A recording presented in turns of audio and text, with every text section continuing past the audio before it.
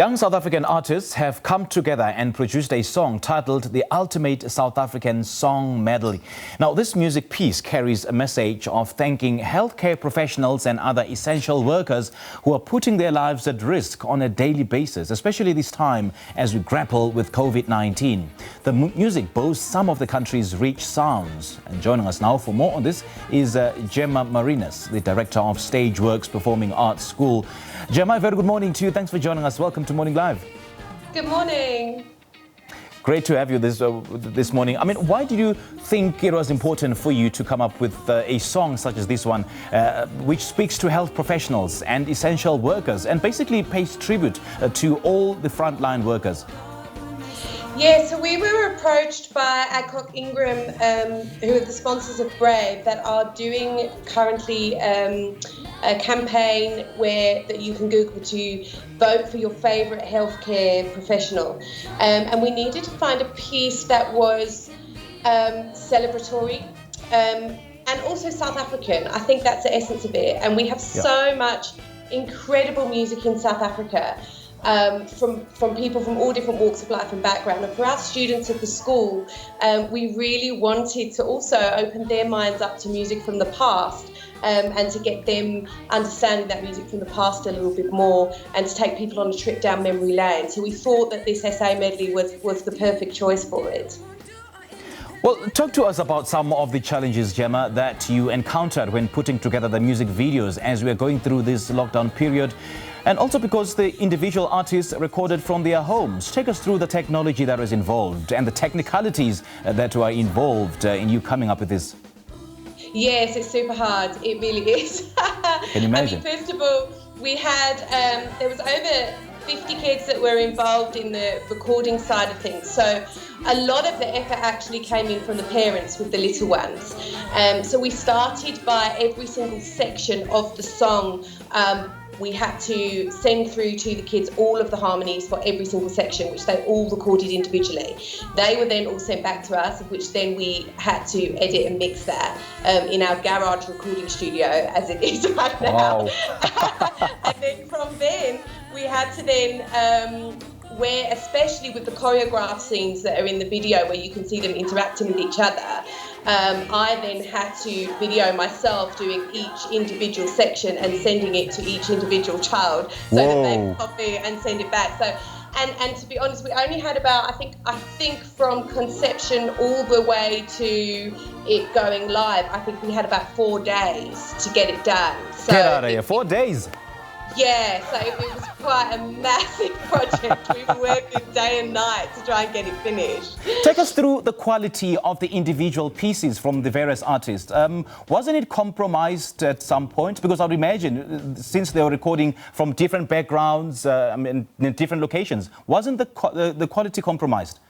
You know what's incredible now with the technology we have is actually cell phone recording. So them just recording into their cell phone, into whether it be an Android phone or an iPhone or whatever it may be, and all teenagers, 95% of teenagers now have some sort of device or cell phone that they can record into, and the quality on that is actually really, really good. And I think that's what's quite exciting, is that regardless of your background or where you're from, if you've got a cell phone, you can do a really good recording of yourself. Sure.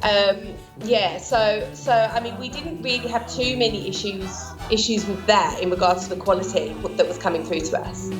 Wow. And this music piece, Gemma, is a project that saw about 50 students perform and perform various songs. Do share with us about their role in this whole concept, and who are they and what was the thought process in just getting them together? Yeah, so I run a performing arts school called Stageworx, and we've got a number of students from a part-time and a full-time basis. So some that are with us that are wanting to enter the industry, some that are with us purely for self-confidence building. So there's a whole range there. And I think the most important thing for us with doing a project like this was, although all of our classes are now online and we're doing our best to keep everything running as much as we can and to still give them their education that they need. We wanted to give them a fun project. They're used to getting on stage and performing quite often. We offer quite a lot of opportunities there. So Yatu Craft, as you're seeing now, he was actually on The Voice.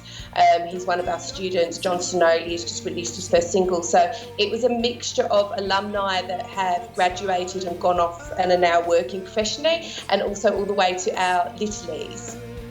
You know, Gemma, I'm listening to you, and at the same time I'm listening to the songs in the background, and I'm totally mesmerized, absolutely astounded by what I'm hearing. And you guys are certainly setting the tone for remote recording, as it were. So during this lockdown period, Gemma, we are seeing more and more artists coming together and returning to technology to have their projects put together. So do you think this is where the creative world is moving to?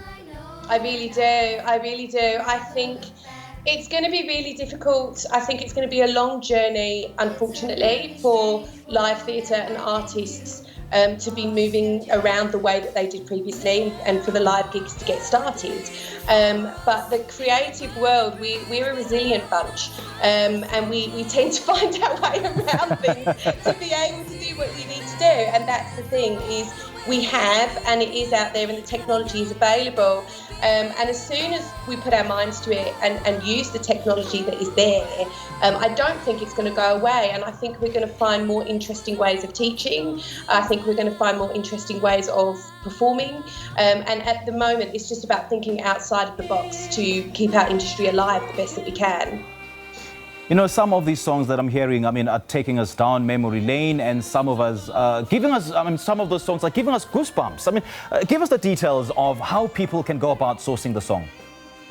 Yeah, so if you, on YouTube, if you just type in on YouTube, SA Medley, Stageworx, and then that you'll see it on there and it'll come up. It's an 8-minute piece. That was composed and arranged by Brian Schimmel, amazing MD. He's an amazing human being as well. And it takes us all the way through the major hits of South Africa from back in the day. So it's a real feel-good piece. Gemma, you guys are amazing. You are absolutely amazing. And as you said, you are such a resilient bunch. Thank you so much for chatting to us, and all the best, hey. Great, thank you, and you. Thanks so much. All right, that is Gemma Marinus, the director of Stageworx Performing Arts School, talking to us about the music project that they have put together, which carries the message of thanking all the healthcare professionals and essential workers, and essentially, paying tribute to the great work that they are doing.